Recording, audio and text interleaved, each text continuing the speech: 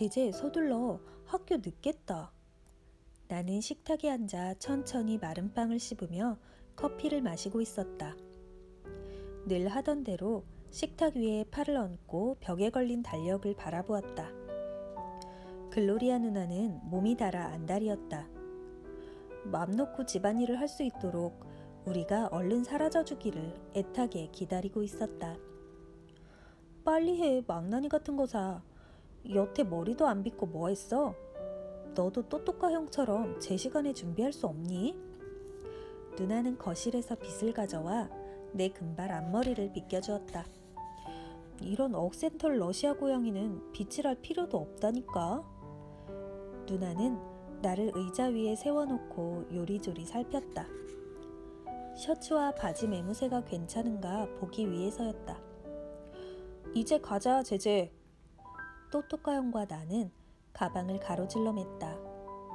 가방에는 책과 공책과 연필 뿐이었다. 간식은 없었다. 간식 같은 것은 다른 애들을 위해 있는 것이었다. 글로리아 누나가 내 가방 밑동을 만져보았다. 구슬이 만져지자 살며시 웃었다.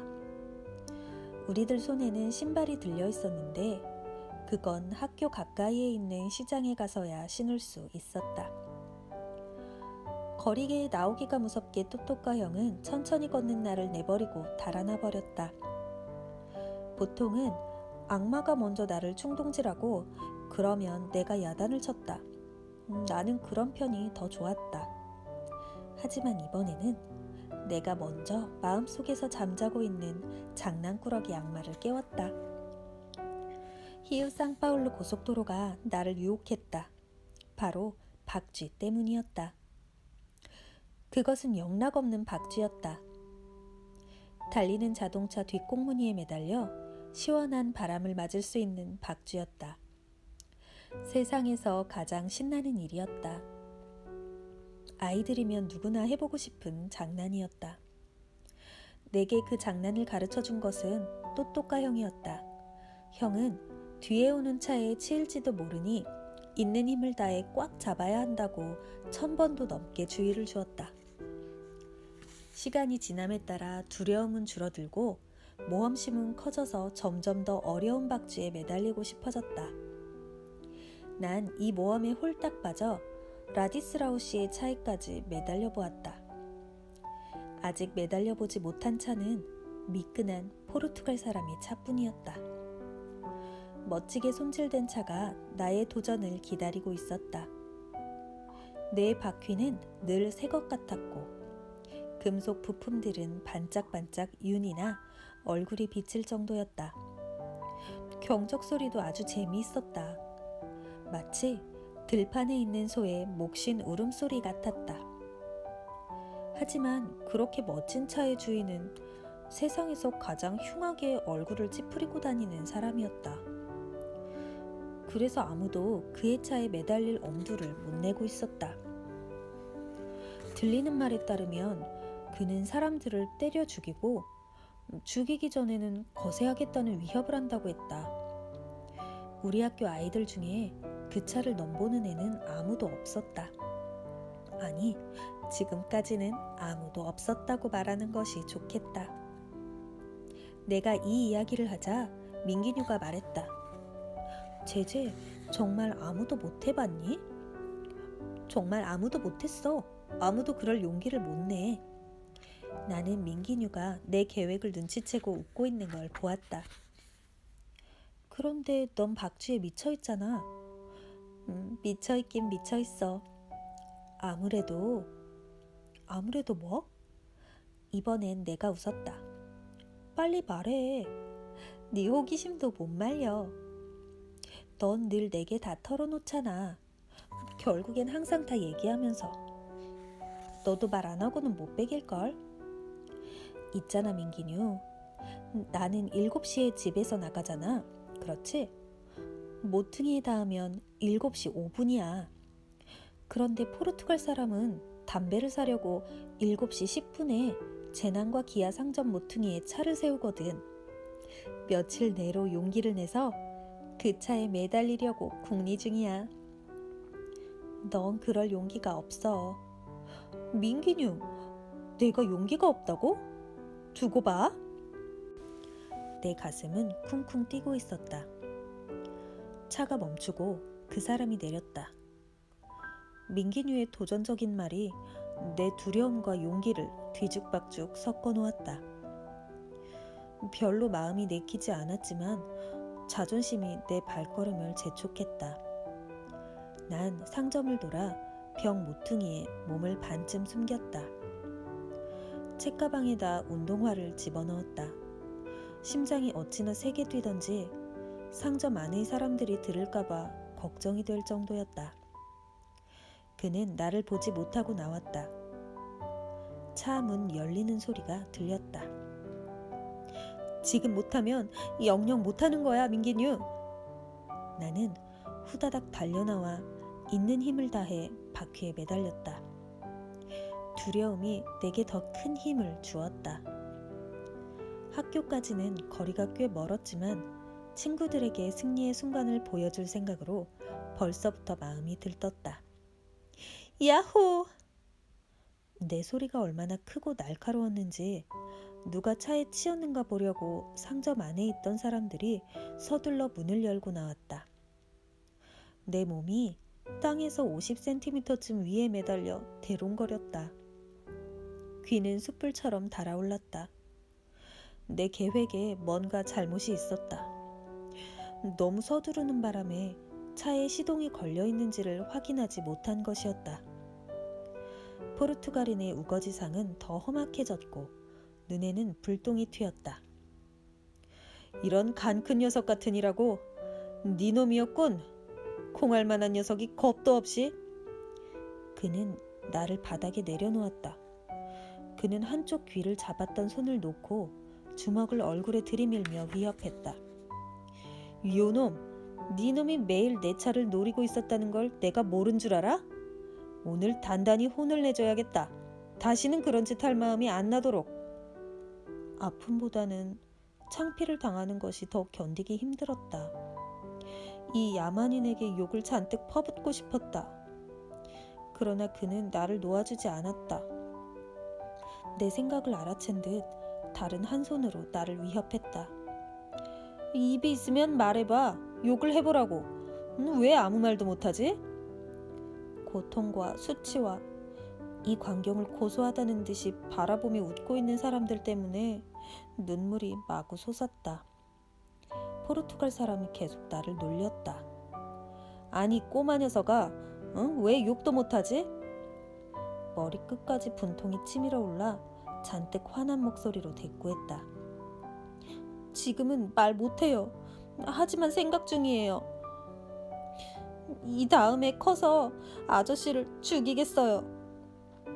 그가 웃음을 터뜨렸고 주위 사람들도 따라 웃었다. 그래, 어디 커봐라, 이 꼬마 녀석아. 여기서 기다리고 있을 테니까. 하지만 그 전에 한 가지 너에게 줄 것이 있다. 그는 내 귀를 놓더니 순식간에 나를 자신의 넓적다리 위에 엎어놓았다. 그리고 내 엉덩이를 한 대 때렸다. 딱 한 대.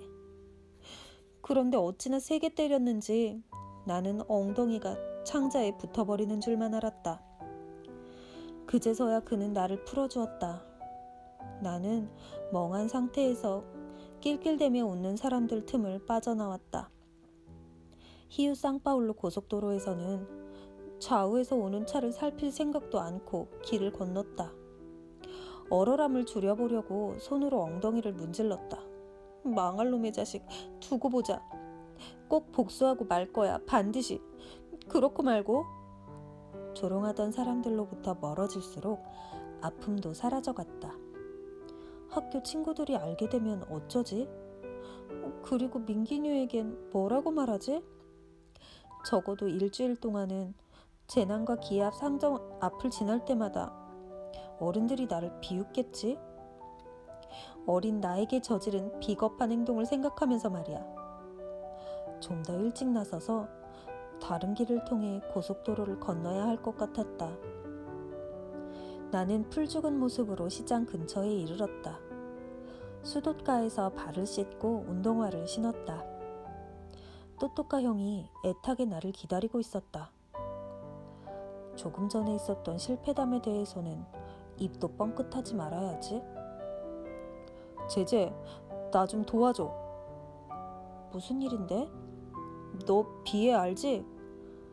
까빠네마의 황소 말이야? 그래, 그 녀석. 그 녀석이 학교 끝나면 날 패려고 벼르고 있어. 내 대신 네가 싸워주지 않을래? 하지만 날 죽여놓을 텐데. 그렇지 않아.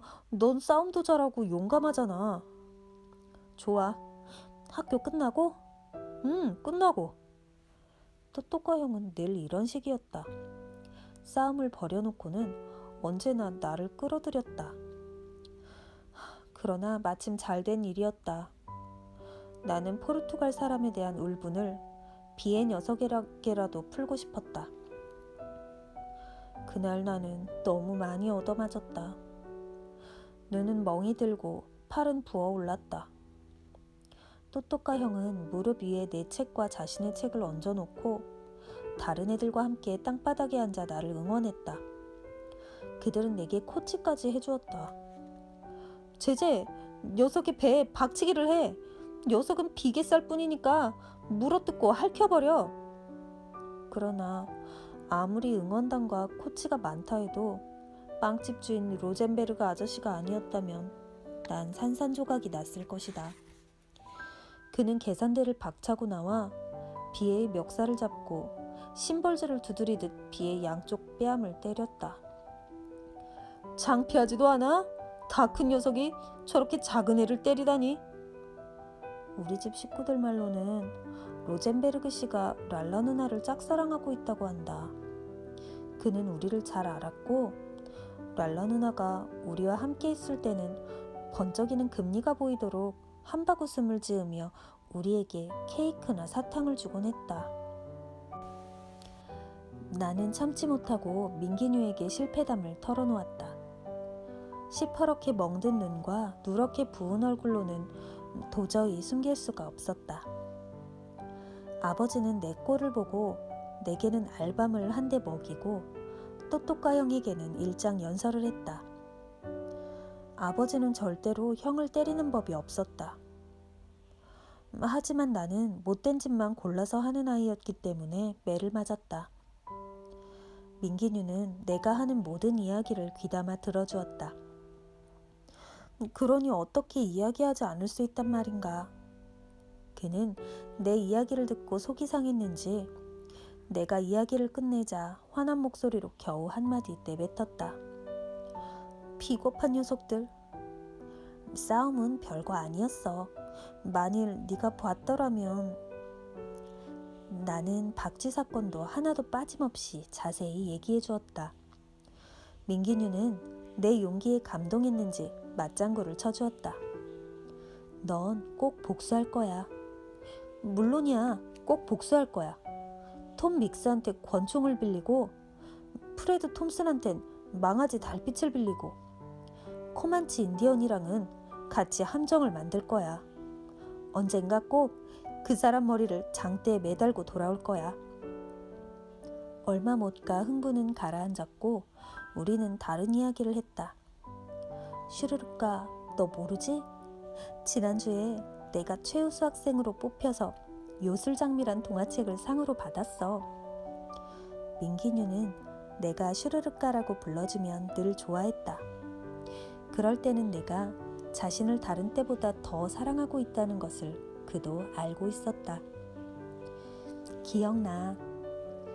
그 책을 읽었다는 얘기는 내가 안 했지? 그건 요정한테 붉고 흰 장미 한 송이를 받은 왕자 얘기야. 그런데 이 운 좋은 왕자는 황금으로 만든 마구를 얹은 멋진 말을 타고 다녀. 책이 그렇게 나와. 그 왕자는 황금으로 장식한 말을 타고 모험을 하는 거야. 그리고 위험에 처하면 요술 장미를 흔들어. 그러면 장미는 왕자가 도망갈 수 있도록 연기를 만들어줘. 민기뉴, 솔직히 말해서 난 이 얘기가 약간 바보 같다고 생각해. 안 그러니? 난 그따위 모험은 하고 싶지 않아. 난 톰 믹스랑 벅 존스, 아니면 프레드 톰슨이나 리차드 탈마즈 같은 카우보이들의 모험이 좋아. 그 사람들은 신나게 총도 쏘고 치고받고 싸우잖아. 만약 그 사람들이 누군가 위험에 처했다고 요술장미를 흔든다면 얼마나 시시할까? 그렇지 않아? 시시할 것 같아. 그런데 정말 궁금한 건 그게 아니야. 한 송이 장미에 진짜 그런 마법의 힘이 있는지 그게 궁금하단 말이야. 진짜 좀 이상하다. 사람들은 이야기를 지어내면서 애들이 뭐든지 다 믿는다고 생각하나 봐. 그런 것 같다. 바스락거리는 소리가 나더니 루이스가 다가왔다. 동생은 점점 더 예뻐졌다. 울보도 싸움쟁이도 아니었다. 어쩔 수 없이 루이스를 돌보게 되었지만 나는 늘 기쁜 마음으로 그와 놀아주었다. 나는 민기뉴에게 속삭였다. 다른 얘기하자. 내가 그 이야기를 해주면 동생은 분명 재밌어 할 거야. 어린이들에게서 환상을 빼앗아서는 안 돼. 제재 형, 같이 놀자. 난 지금 놀고 있는데 뭐하고 놀까? 동물원에 가고 싶어. 나는 맥이 빠져서 검은 암탉 1마리와 흰 암탉 2마리가 있는 닭장을 쳐다보았다. 너무 늦었어. 사자들은 벌써 자러 갔고 벵골 호랑이도 마찬가지야. 이 시간엔 다 문을 닫아. 입장권도 안 팔걸? 그럼 유럽 여행해. 이 녀석은 모든 걸 다 알아. 한 번 듣고는 죄다 기억한단 말이야. 솔직히 난 유럽 여행을 하고 싶지 않았다. 민기뉴 곁에 계속 있고 싶었다. 민기뉴는 나를 놀리지도 않았고 눈이 부었다고 나를 얕보지도 않았다. 나는 동생 곁에 앉으며 조용히 말했다. 잠깐 기다려봐. 내가 뭐하고 놀지 한번 생각해 볼게. 바로 그때 천진스런 요정 하나가 하얀 구름 속으로 날아가서 개울가의 나뭇잎과 잡초와 슈르륵가의 가지를 흔들었다. 상처투성이 내 얼굴에 환한 미소가 저절로 솟았다. 네가 그랬니, 민기뉴? 난 아니야. 야, 신난다. 그렇다면 바람의 계절이 오는 거야. 우리의 거리엔 여러 종류의 계절이 있었다. 구슬치기의 계절, 팽이치기의 계절, 그림 딱지를 모으는 계절. 그 중에서도 가장 멋진 건 연날리기의 계절이었다. 그때는 하늘이 온통 형형색색의 연으로 가득 찬다. 온갖 치장을 한 멋진 연들로 말이다. 그리고 하늘에서는 머리치기, 쪼기, 휘어감기, 줄 끊기 같은 공중전이 벌어진다. 칼로 줄을 끊으면 연은 꽁무니의 균형을 잃고 머릿줄을 풀어헤친 채 빙빙 원을 그리며 떨어진다. 그 모든 것이 정말 멋졌다. 거리는 아이들로 가득 찼다. 아이들 세상이었다. 방구시의 모든 거리가 마찬가지였다. 그 계절이 지나면 전깃줄에는 연들이 질비했고 라이트 전기회사의 트럭이 그것을 때려왔다. 어른들은 짜증을 내며 전깃줄에 걸린 죽은 연들을 걷어갔다.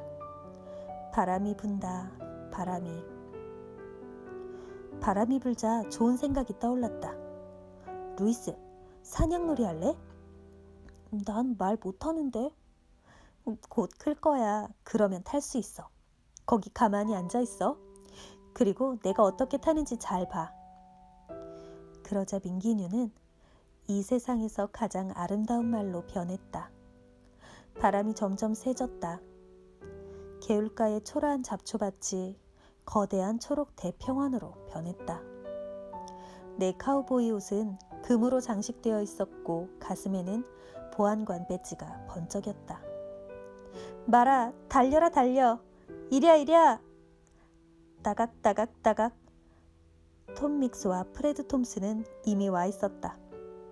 벅 존스는 올 수가 없었고 리차드 탈마즈는 다른 영화를 찍고 있었다. 가자. 이랴, 달려라 달려. 저기 이파치족들이 먼지를 일으키며 달려오고 있구나. 따각따각따각. 인디언 기마대가 요란한 소리를 내며 달려왔다. 달려라 달려.